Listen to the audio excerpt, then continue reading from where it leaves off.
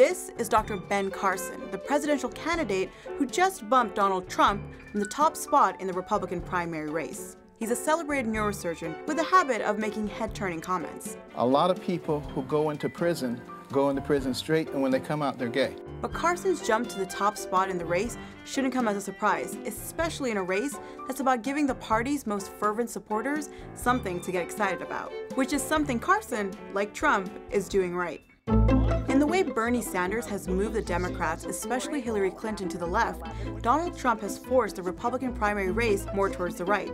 After all, Trump shot to the top of the race early on with comments about immigration, saying he'd deport 11 million undocumented immigrants, something that seemed to resonate with many Republicans across the country. Not long after, Trump was asked when the United States could get rid of Muslims, and he replied, "We're going to be looking at a lot of different things." Ben Carson, catching on, had this to say. I would not advocate that we put a Muslim in charge of this nation. But more than just ignoring that the Constitution doesn't have a religion test for the Oval Office, Ben Carson has continued to take some controversial positions. For instance, he said that gun control measures in Nazi Germany allowed Hitler to achieve many of his goals. He said abortion, even in cases of rape and incest, should be illegal.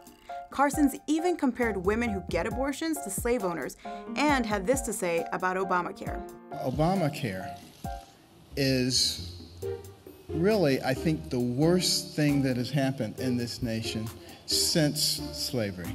Comments like these have made some people think Carson's politics are a bit clownish. But it's actually strategy.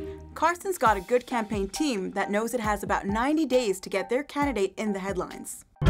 The bottom line is, both Trump and Carson have pushed the Republican primary race more towards the right, and they're leaving behind candidates everyone thought would be the top contenders. But while these antics can work for Republicans and Democrats in the primaries, how far can they get them in the general election?